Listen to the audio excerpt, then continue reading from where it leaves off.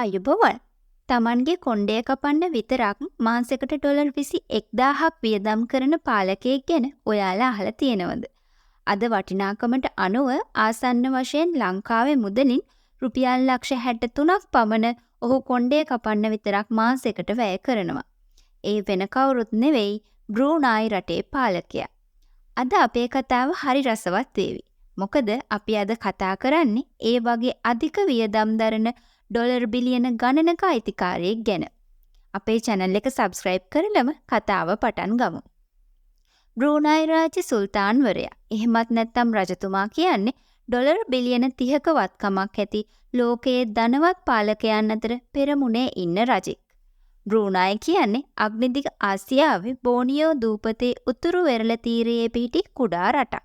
මේ රටේ ඉන්නේ 4,50,000ක් වගේ කුඩා ජනගහනයක්. ඉතින් මේ බ්‍රූනයි සුල්තාන්වරයා දල වශයෙන් තත්පරයට ඩොලර් 103ක පමණ ආදායමක් ලබනවා. මොහුගේ නම හසනල් බොල්කියා. මොහු බ්‍රූනයි වල ඇති දියර රත්රන් සංචිත මුදල් බවට පරිවර්තනය කරමින් මෙසේ සෞභාග්‍යමත් ජීවිතයක් ගත කරනවා.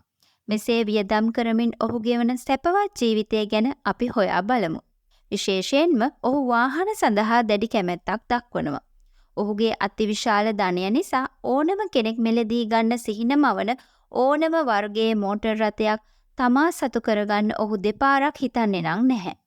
මේ රජු සතුව මෝටර් රථ 7,000ක් පමණ තියෙනව කිව්වොත් ඔබ පුදුම වේවි. ඒ වගේම මේ මෝටර් රථවල වටිනාකම ඩොලර් බිලියන 5කට වඩා වැඩි. ඒ අතරින් රෝල්ස් රොයිස් මෝටර් රථ 600ක්, ෆෙරාරි 450ක්, බෙන්ට්ලිස් මෝටර් රථ 380ක්, මර්සිඩීස් බෙන්ස් 500ක්, ඇස්ටන් මාටින් කාර් 11ක්, ලැම්බෝගිනි 21ක්, ඒ වගේ එකේ මෙකී නොකී සියලුම මාදිලියේ මෝටර් රථ ඔහු සතු වෙනවා. ඒ වගේම මේ සුල්තාන් සතුව පෞද්ගලික ජෙට් යානා 3ක්ද තියෙනවා.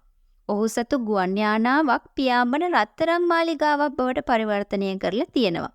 මේ යානය රන් ආලේපිතයි. ඔහු මෙය මිලදී ගැනීම සඳහා ඩොලර් මිලියන 100කට නෝඩු මුදලක් වැය කරලා තියෙනවා. ඒ වගේම මේ යානාවේ අභ්‍යන්තරය ඉතා සැප පහසු ඇතිව සකස් කිරීම සඳහා තවත් ඩොලර් මිලියන 120ක් යොදවා තියෙනවා. මෙම යානයේ ප්‍රධාන නිදර කාමරය රත්රන් වලින් සකස් කර තියෙනවා. ඒ වගේම එහි සිංක් එක පවා නිමවා තියෙන්නේ රත්තරන් වලින්. මේ සුල්තාන්වරයා Tamanගේ දියණියගේ උපන්දිනය වෙනුවෙන් තෑගි කරලා තියෙන්නේ එයා බස් එකක්. මොහුට අයිති විශේෂ මාලිගාව ගැන නම් සඳහන් නොකරම බෑ. මේ මාලිගාව ගිනස් වාර්තා පොතටත් ඇතුළත් වෙලා තියෙනවා. ඒ රාජ්‍ය නායකයෙක් සතු ලොව විශාලතම වාසස්ථානය ලෙස. මේ එංගලන්තයේ බකින්හැම් මාලිගයටත් වඩා කීප ගුණයකින් විශාලයි. බ්‍රූනයි අගනුවරට කිලෝමීටර් කීපයක් දකුණින් බ්‍රූනයි ගංඉවුරේ පිහිටි මේ මාලිගයද රනින් හා කිරිගරුඩෙන් නිමවලා තියෙනවා. එහි අලංකරණය සඳහා විවිධ කිරිගරුඩ වර්ග 38ක් භාවිතා කරලා තියෙනවා. ඒ වගේම මාලිගාව ඇතුලේ කිරිගරුඩෙන් සාදන ලද පඩිපෙළවල් 44ක් තියෙනවා. අපි මුලින් කියවනේ මේ මාලිගය වාර්තා පොතටත් කිය අති විශාල එකක් බව. මෙහි විශාලත්වය ගැන කියනව නම් මේ මුළු මාලිගාවම වර්ග අඩි මිලියන 2.1ක ප්‍රමාණයක විහිදිලා තියෙනවා. මේ මාලිගාව කාමර 1788කින් සමන්විතයි. මෙහි නිදන කාමර 257ක් හා නාන කාමර 250ක්, අමුත්තන් 5000කට සහභාගී විය හැකි විශාල උත්සව ශාලාවක්, විදුලි සෝපාන 18ක්, පුද්ගලයන් 1500ක් රැඳවිය හැකි විශාල මුස්ලිම් පල්ලියක්ද සහිතයි.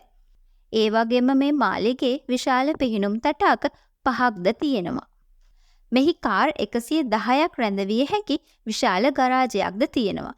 ඒ වගේම පෝලෝ අශ්වයන් 200ක් සහිත වායු සමීකරණය කරන ලද ස්ථාලයක්ද මේ මාලිගයේ තියෙනවා. මේ සියල්ලෙන් අංග සම්පූර්ණ වූ මේ මාලිගය සුල්තාන්වරයාගේ නිමා නොවන ධනයේ සංකේතයක් කිව්වොත් නම් හරියටම හරි.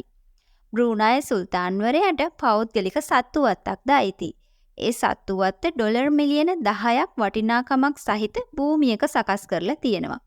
එහි බෙන්ගාලි කොටි, උකුස්සන්, ෆ්ලෙමින්ගෝ සතුන්, විවිධ වර්ගයේ කුරුල්ලන් ආදී විවිධාකාරයේ සතුන්ගෙන් පිරී පවතිනවා.